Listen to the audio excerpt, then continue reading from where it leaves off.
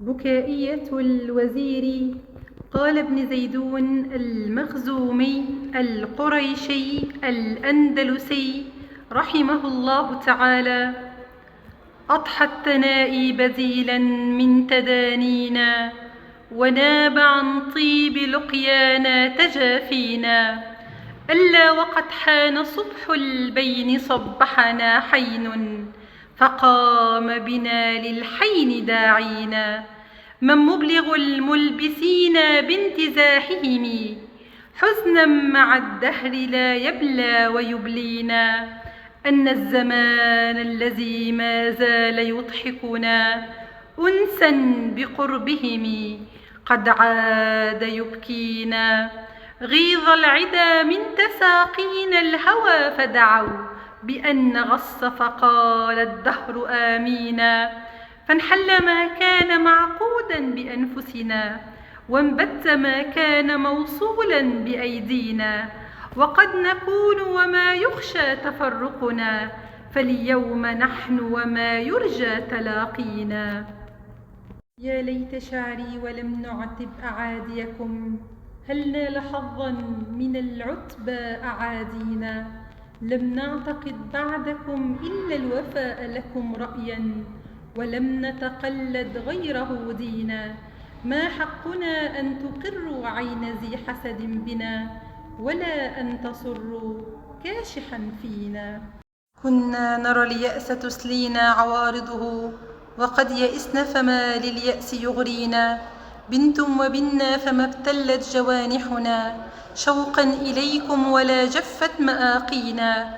نكاد حين تناجيكم ضمائرنا يقضي علينا الأسى لولا تأسينا. حالت لفقدكم أيامنا فغدت سودا، وكانت بكم بيضا ليالينا. إذ جانب العيش طلق من تألفنا، ومربع اللهو صاف من تصافينا. إذ حسرنا فنون الوصل دانية قطافها، فجنينا منه ماشينا، ليسقى عهدكم عهد السرور، فما كنتم لأرواحنا إلا رياحينا.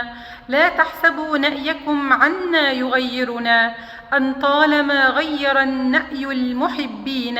والله ما طلبت أهواؤنا بدلا منكم، ولا انصرفت عنكم أمانينا، ولا استفدنا خليلا عنك يشغلنا، ولا اتخذنا بديلا منك يسلينا.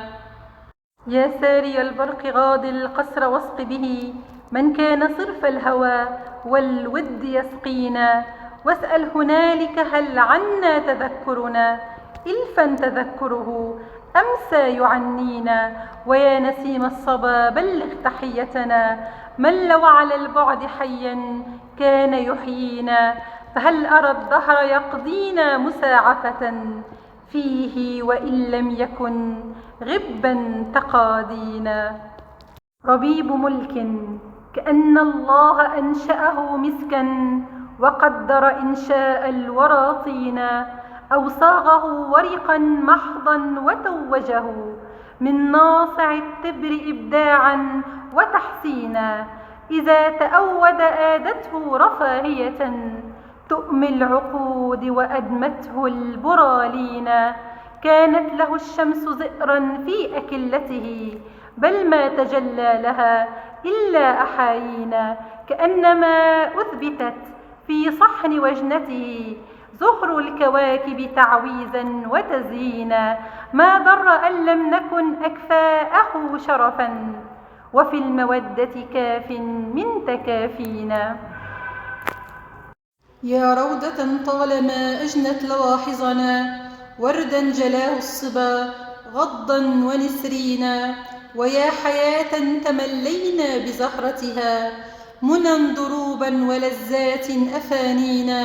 ويا نعيما خطرنا من غضارته، في وشي نعمى سحبنا ذيله حينا.